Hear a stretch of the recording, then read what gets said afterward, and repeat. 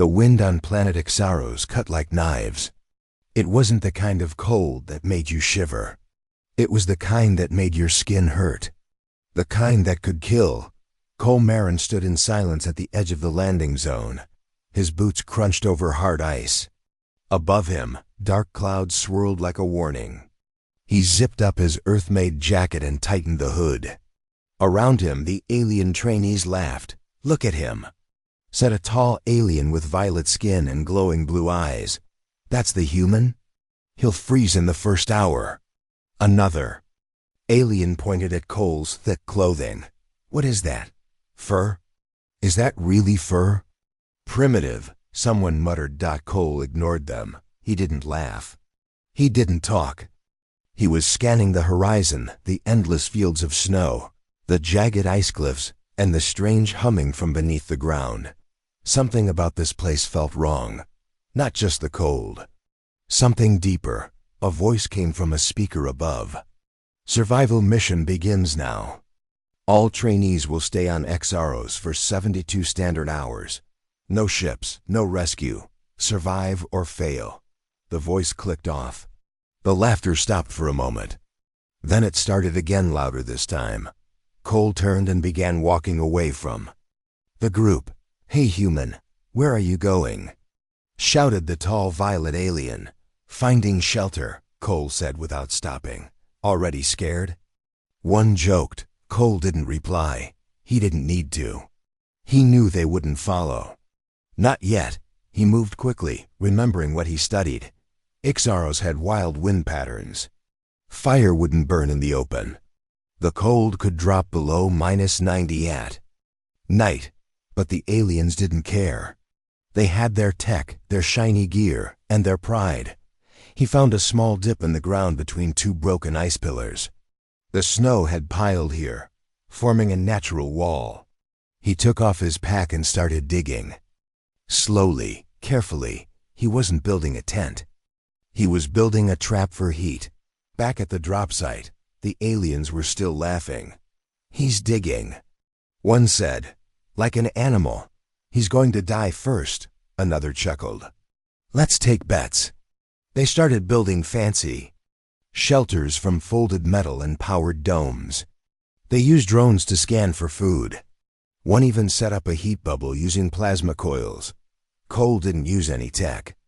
He dug a round pit, 2 meters wide, half a meter deep. He used his hands, his shovel, and sometimes even his boots. It wasn't about speed. It was about survival. By sunset, the wind screamed louder. Clouds dropped lower. Snow began to fall. Sideways. The aliens inside their glowing shelters drank protein mist and bragged about how easy it all was. But just after the second night hour, something changed. One of the domes flickered. Then another. A sudden cold wave rolled across the field like a wall. The air shimmered. 2 aliens screamed. One tried to restart his heater. The device exploded, and he fell to the ground shaking. Cole sat inside his pit, wrapped in thermal layers, a foil sheet over his knees, and a pile of slow-burning moss beside him. He hadn't lit it yet. Not yet. He listened. Another scream. Then silence. One of the alien shelters went dark completely. Cole waited. His breath was slow, controlled. He pulled out a small metal rod from his bag. A fire starter, Earth-made, simple, old, and effective. He struck it once. Sparks flew. He struck it again. A flame caught. The moss hissed, then glowed. In less than a minute, the fire pit was alive. A ring of red warmth spread around Cole. He placed a metal pan over it, melting snow into water. Steam rose into the freezing air. Then footsteps. He looked up. It was one of the younger aliens. Pale green skin, shaking violently. She looked half frozen. Her lips were blue. "Help," she whispered. Cole didn't speak. He moved aside slightly. Giving her room near the fire, she dropped to her knees. Her body curled into itself, trying to soak up every bit of heat. My dome broke," she said between shivers. "The cold." I didn't know it could feel like knives. Cole said. Nothing. More footsteps.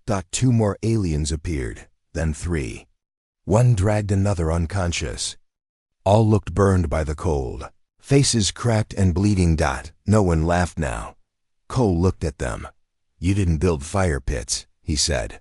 One tried to smile. We thought we didn't need them. You were wrong.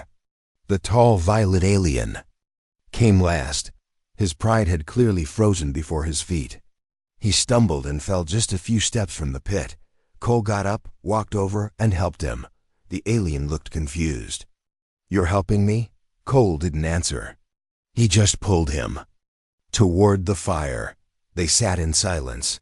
The flames danced. The wind outside howled. The violet alien finally said, Why a pit? Why not a dome like us? Cole stared into the fire. On Earth, we survived ice ages with nothing but stone, fur, and fire.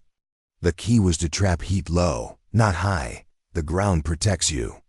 The wind can't steal warmth if it's covered. We didn't know. You didn't ask. There was no reply. Only the sound of flames. Hours passed. By morning, the cold wave faded. The snow stopped. Light returned. Most of the alien domes were broken, burned, shattered. Only Cole's pit remained, still warm, still glowing. They looked at him differently now. He stood up, stretched, and packed his gear. The violet alien asked, Where are you going now? Shelter's only the first step, Cole said.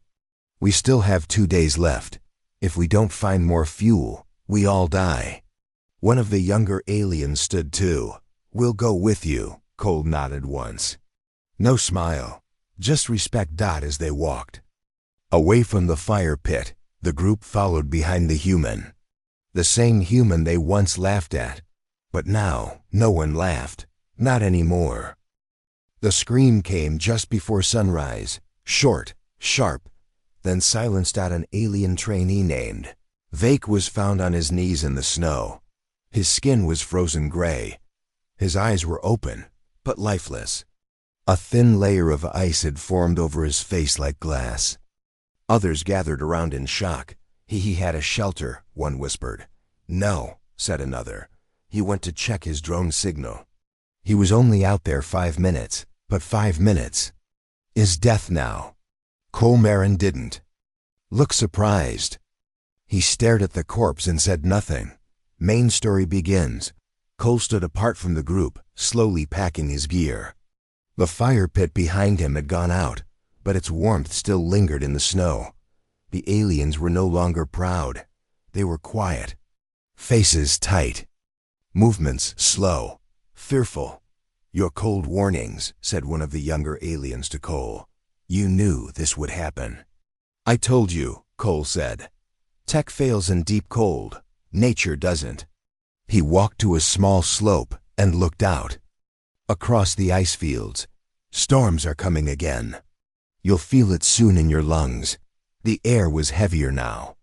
Breathing was harder. A shift in leadership. The tall violet alien named Turvin stepped forward. He looked tired. His pride was cracked like his frozen boots. You were right, he said to Cole. Teach us. What do we do? Cole turned, surprised. He had expected more arrogance. Not surrender. First, Cole said, we move. The area is open. Too windy. Too dangerous. We need to find a natural wall, something solid. Something that blocks the wind. Move? Someone said, but we'll freeze walking. Cole pointed at Volk's frozen body. You'll freeze staying. The journey begins. They walked in silence. The wind howled louder than before. Cole taught them how to move without sweating, slow and steady, not fast. Sweat could freeze and kill. After an hour, they found a jagged ravine with tall ice on both sides. It broke the wind perfectly. Cole nodded. This will do. He dropped his pack and began digging again. Alien struggles. Some of the aliens tried to copy him, but their claws weren't good for digging snow. Their gloves were thin and their fingers stiff. Cole tossed them his extra tools, metal shovels. stone picks, and old-fashioned earth gloves. The aliens looked confused. "These are ancient tools," said Turvan. "They work," said Cole. They didn't argue anymore. The second fire. By nightfall, Cole had built another fire pit. This one was larger, with stone walls to reflect heat. He lit the fire again, using moss soaked in battery oil. The flames were stronger this time. The aliens gathered close, shivering. One asked, "Do humans fear death?" Cole didn't answer right away. "Fear is normal," he said. "But we learn from it. We don't pretend we're stronger than nature. That's why we survive." Another death. Suddenly, one alien began coughing violently. His breath came out in clouds. His skin turned pale. "He was outside too long today," someone said. They pulled him close to the fire. But it was too late. He collapsed. Cold burned through his veins like poison. Second alien died. The silence afterward was heavy. Even Cole looked shaken this time. End scene. The warning. Later, Cole sat alone, sharpening a small metal knife. He wasn't afraid of animals. He was afraid of something worse. Turvan approached quietly. "You think more will die?" Cole looked up. "This planet has no mercy," he said. "But that's not what scares me." "Then what does?" Cole pointed toward the sky. The clouds were turning black and spiraling. "That," he said. "That storm isn't natural." Turvan followed his gaze. "What do you mean?" Cole narrowed his eyes. "Something else is out here. Something that doesn't like fire." The storm came without warning. The sky went black. The snow turned sideways. A roaring sound rolled over the ice, like a monster screaming. Alien tech shelters collapsed like toys. One trainee vanished in the white blur. The others screamed, trying to hold on to each other. But Cole? Cole was calm. He threw himself flat against the snow, crawling toward the half-dug pit he had started hours ago. He wasn't building shelter. He was building something older. Something every human from a cold land knew. He was digging a fire pit to stay alive. Main story. The storm lasted 3 hours. When it passed, the sky was silent again, but the camp was ruined. 2 alien domes were buried under snow. One alien was missing. Another's foot had frozen solid. Cole stood in the center of it all, covered in ice, still digging. Turvan - the tall violet alien stumbled over. Why are you digging again? We need walls, a roof." "You build a hole?" Cole looked up, eyes calm but tired. "A wall falls. A roof breaks. A pit traps heat." He pointed to the hole. "This will save us." The mockery continues. Another alien named Jurek sneered.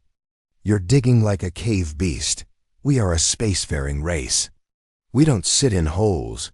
Cole didn't answer. He just kept working. His hands were red. Fingernails cracked. Still he dug. Snow and crushed stone flew. The pit got deeper. The walls smoother. Some aliens turned away, but others watched quietly, curious. The science of survival. When the pit was ready, Cole began placing stones inside it, flat ones from the nearby ridge. They would absorb heat. Hold it. He stacked them in a circle, like Earth's oldest fireplaces. Then, he built a wind cover using shattered parts from a broken drone. The aliens gathered again. Cole knelt down and said, "Watch this." He pulled out a square piece of black rock, a magnesium fire block. Struck it. Sparks flew.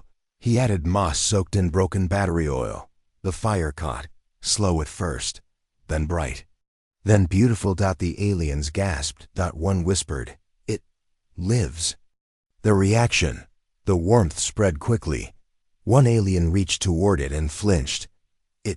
It feels like a living thing. Not like tech heat. It breathes." Cole nodded. "That's fire. It's not just heat. It's a companion. It's hunger. And life." Turvan looked into the flames. "Why do you build it so low?"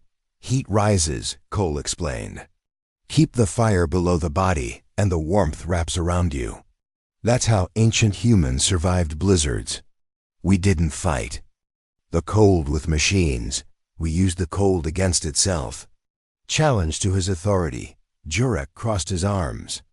But this is only one pit. It won't be enough for all of us. Then dig more, Cole said simply. Jurek scoffed. We're not beasts. We don't crawl in holes. Cole stared him down. Then don't. Freeze instead. He didn't raise his voice.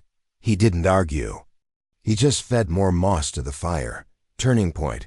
2 younger aliens began to dig nearby, quietly, copying his method. Others followed. By nightfall, 5 pits were glowing across the ravine.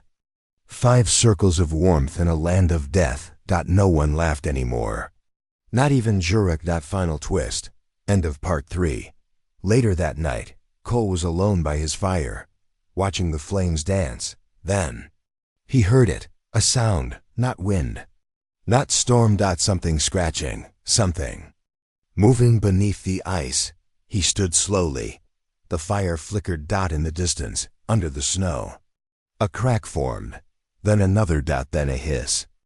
The cold was no longer just painful. It was personal. It crept into their bones. It whispered at the edge of their minds. It took away thoughts, warmth, hope.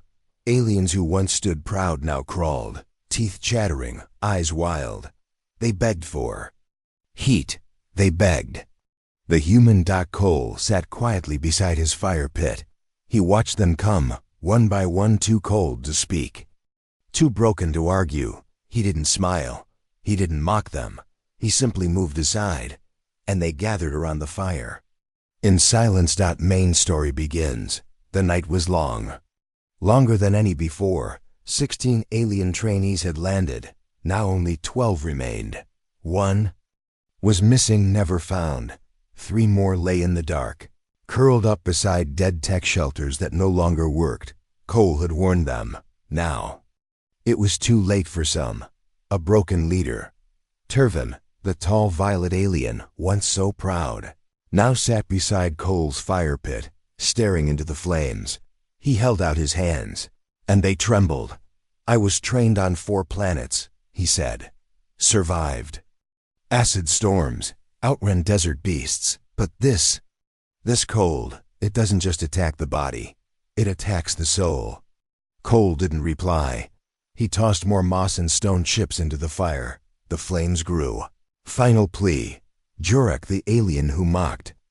Cole most crawled near the fire, dragging his frozen leg. His hands were blue. His face was swollen. He fell to his knees. He said nothing, just looked at Cole with eyes full of shame. Cole stared at him. Then slowly, he offered Jurek his heat blanket. The other aliens watched in silence. No one mocked. No one questioned. Jurek wrapped himself in the blanket, shaking. Why are you helping me? Cole's voice was calm. Because I don't want you to die, and because I'm human. Flashback, Earth cold, the fire crackled. Cole spoke softly. On Earth, cold killed millions, but we learned. We passed the lessons down through fire, stone, and story. I grew up in northern ice. My grandfather taught me how to dig pits, trap heat, listen to the wind. No machines, just survival. The aliens listened like children at a story circle. I thought your kind needed tech for everything. One whispered. Cole looked at the fire. Sometimes the oldest ways are the strongest. Survivors divide. The group began to split into 2. Those who stayed close to Cole, digging fire pits, sharing moss, learning. And those still too proud to follow a human.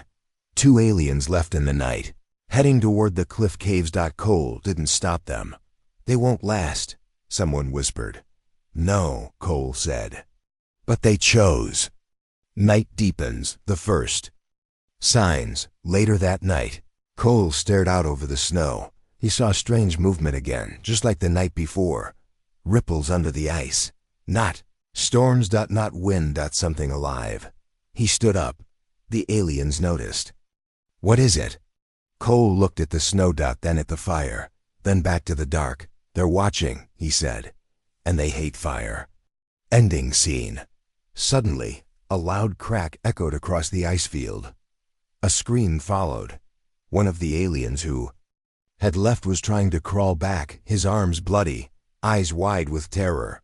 Behind him, a shape, white, long, burrowing under the snow like a shark in water. Cole grabbed a torch from the fire pit. Held it high. The creature stopped. Watched. Then slipped silently back beneath the ice. Last line. Cole turned to the stunned group and said, "The cold is not the only thing trying to kill us." It was quiet. Too quiet. The kind of quiet that made your skin crawl. Cole stood near the fire pit, holding a burning stick like a sword. The snow behind him steamed from the heat.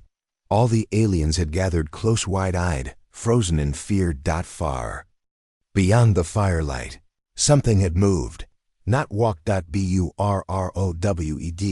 Slid beneath the snow. Like a shadow, fast, silent, watching. They weren't alone on this planet, and the fire was the only thing keeping it away. Main story begins. The wounded alien who had returned screamed in his sleep. He kept repeating one word: eyes, under the ice. Cole wrapped him in warm cloth and set a guard shift. 2 aliens always near the fire, watching the dark. The rest tried to sleep, but no one really could. The snow wasn't safe anymore. The tracks appear. By morning, the first tracks were found, not above the snow, underneath it. A long, smooth tunnel ran from the edge of camp to where the 2 missing aliens had disappeared. The ground was cracked, the ice still soft. "They were pulled under," whispered one alien. "Like prey." Cole knelt and touched the snow. "It's intelligent," he said. "It waits for silence, for weakness."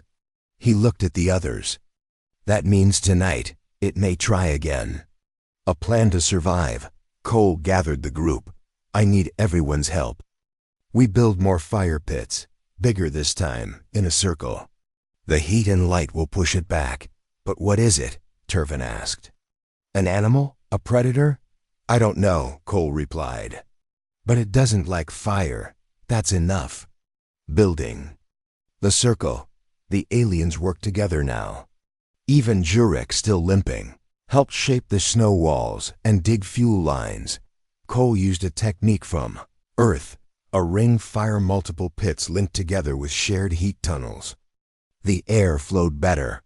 The warmth spread wider. By nightfall, 8 fires burned in a wide circle. Inside the circle, the survivors sat, waiting. Watching. The first attack. It came just after midnight. The snow near the outer pit cracked, then exploded. White, snake-like creature with glowing blue eyes burst upward, screeching like metal tearing apart. One alien screamed. Another fell backward. Cole didn't flinch.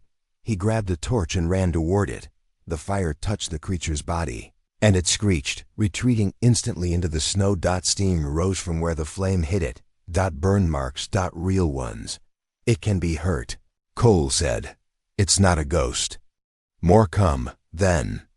More cracks. 2, 3, 4. Creatures circled the fire ring from every direction, burrowing, waiting, testing. The firelight flickered. One fire pit began to die. Cole shouted, "Feed the flames! Don't let them go dark!" The aliens rushed to pour more fuel in, just as one creature tried to break through. The flame flared up again. It vanished into the ice. The creatures retreat after one long hour of terror. The snow was still. The creatures had disappeared again. Only the sound of crackling fire remained. Everyone stood, shaking, eyes locked on the dark edges beyond the flames. Cole finally spoke. They weren't just hungry. They were smart. Ending scene. Cole walked to the center of the fire ring and looked up at the sky. "It's not just cold anymore," he said. "This planet is alive. It defends itself." Turvin stepped beside him. "Then why hasn't it killed you?" Cole stared into the fire. "Because we brought fire," he said. "And fire is something even monsters fear." Last line. but deep under the snow. The creatures were watching and learning. The night after the attack was quiet, but it wasn't peaceful. The aliens didn't sleep, not because of fear, but because of something new. They were learning. Around each fire pit, small groups gathered. Alien eyes reflected the flame. Hands moved awkwardly, copying Cole's every motion. The one they once laughed at was now their teacher. And the fire. Their hope. Main story begins. Cole moved from pit to pit. His voice was calm but strong. He showed them how to find dry moss under snow, how to break batteries to make fuel, how to stack stones to trap warmth low and block wind. Turvin asked, "Why do you build the pits in a circle?" "So the heat rises to the center," Cole said. "It keeps you alive without wasting fuel. My grandfather taught me that on Earth." Jurek, once proud, now knelt beside him. "Your grandfather? Was he a firemaster?" Cole smiled faintly. "He was a fisherman. But in winter, he was a survivor." Respect begins to grow. The aliens no longer spoke down to him. They called him Firemaker. Not with sarcasm, with respect. One young alien brought him dry branches from a cracked drone. Another offered old armor plates for fire barriers. They were learning more than survival. They were learning humility, alien curiosity. Small alien named Riku asked, "Why didn't your people forget fire? Why not just use machines like us?" Cole took a moment before answering. "Because machines fail. Fire does not. It needs care, not code. It teaches patience. Discipline. It connects you to the land." He looked around. Every fire has a story. And when you sit by it long enough, you start hearing your own. Fire as a bond. The group formed a full ring of fire pits, now 12 in total. Each pit had its own keepers, aliens who fed the flames, shared stories, and warmed frozen rations. They called it the circle. At the center, Cole built a large pit, deep and hot, using ancient earth patterns. "This is the heart fire," he told them. "It will keep the circle strong." Flashback scene, earth fire ritual. As the flames danced, Cole remembered a night from his childhood, his father striking flint under falling snow, his mother boiling snow into soup, his grandfather telling stories beside a smoking fire. "I used to hate the cold," Cole whispered. Now he understood it. The aliens speak. That night, around the circle, the aliens shared something new. Not fear, but gratitude.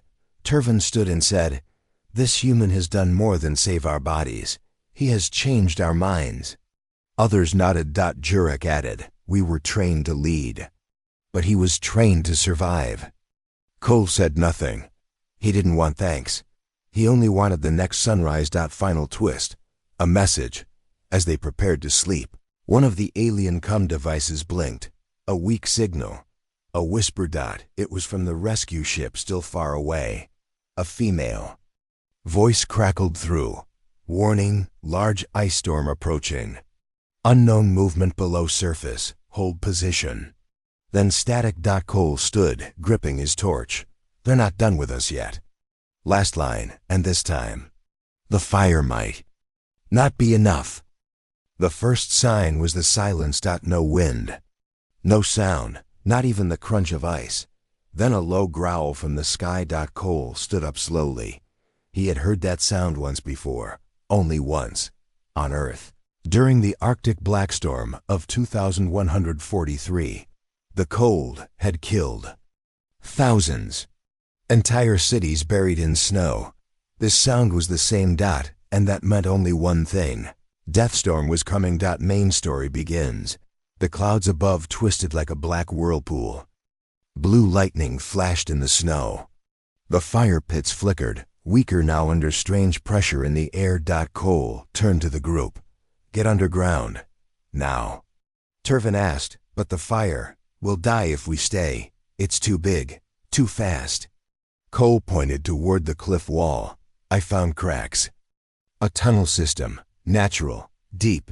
If we move now, we can still take the heat with us." No one argued this time. The circle broke. The race against the storm. Cole led the way with a burning torch in one hand, a rope in the other, each alien held onto. The rope behind him. The storm struck seconds later. It hit like a bomb-white wind. Black sky, ice flying like knives. The outer fire pits exploded. One alien cried out, his coat torn open. Cole reached him and dragged him back into the line. They pressed forward. Half-blinded. The ice cave. They found the entrance, a crack in the rock wall. Half covered by frozen moss. Cole kicked it open and pushed the group inside. Inside. Darkness, silence. Only Cole's torch remained. He turned back just in time to see the fire ring outside collapsed. Gone. Buried. The cold had won that battle. But they had survived it. Inside. The tunnel wasn't safe. It was narrow, wet, and freezing. But Cole moved fast. He built a small fire in the center using backup moss, oil, and scrap. The flames rose weak, but alive. They huddled around it, shaking, wet, tired. "We can't last long in here," said one alien. "Too little air, no way to cook food." Cole nodded. "That's why this fire has to burn hotter than ever." Sacrifice. Jurek stood slowly. He pulled out a small power cell from his own suit. "Use this," he said. "It's all I have left." Cole hesitated. "If we use that, your armor dies." Jurek smiled faintly. "But I don't." Cole took it, fed it to the fire. The flames flared hotter, brighter, strong enough for all of them. Storm. Outside. Creatures return. Hours passed. Then scratching. From outside the cave. The ice creatures had returned. They couldn't reach the fire directly. But they scratched, they circled, they waited. Cole stared at the entrance. "They're hunting what's left," he said. "If the storm doesn't get them, they will." Turvin looked up. "Then we can't go back to the surface." "Not yet," Cole said. "But we will." Final tension. The clock ticks. Cole checked his timer. Only 4 hours left. Then the rescue ship would arrive. If they could hold the fire for 4 more hours, they'd live. If not, the fire popped. Someone sobbed. But the flame burned on. Last line. Outside. The storm screamed. Inside. The human's fire whispered, "Not yet." It was still dark, but different. The storm had passed. No wind. No shaking. Just silence. The creatures beneath the snow had vanished. The ice tunnel was cold, but calm. Cole opened his eyes. The fire was small now, but it still burned. They had made it. Somehow. Main story begins. One by one, the aliens stirred. No one spoke. There were no loud cheers. No celebration. Just quiet relief. And quiet respect. Then a sound from above. A deep, slow rumble. Not a creature. Not the storm. Engines. Turvan rushed to the cave entrance. Climbing up the icy slope. He saw it through the mist. The rescue ship. Hovering. Landing. Alive. The walk back. They climbed out of the cave, shielding their eyes from the light.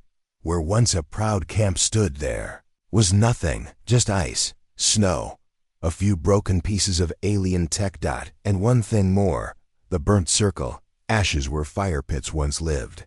Reminder of how they survived. Rescue team reacts. Alien officers in polished suits stepped down from the rescue craft. They froze when they saw the survivors. Burned, tired, covered in ash and soot. And standing at the front. The human. No one saluted. No one bowed. They just stared, because in the eyes of the survivors, the human was the leader now. A quiet conversation inside the ship. As medics treated the others, the rescue commander spoke with Cole. "You're the reason they survived," she said. "They told us you built fire pits, used ancient methods. That's unheard of." Cole replied quietly, "Sometimes the oldest tools are the ones that still work." She nodded. "You've made quite an impression." "I didn't come to impress anyone," Cole said. "I came to survive." Legacy. Before. The ship took off. Turvin approached Cole. He held out a small black firestone, burnt but whole. For memory, he said, of what we learned. Cole took it. No words were needed. Epilogue. Later that year, on Xaros, a new survival training center was built. Inside, alien cadets learned how to build fire pits, dig heat holes, and survive without tech. At the center of the facility was a statue, a simple one, a human kneeling beside a fire. The plaque read, "They laughed at the human until the cold came." Final lines. And across the galaxy, the story spread of the human who didn't lead with weapons, but with fire. And silence.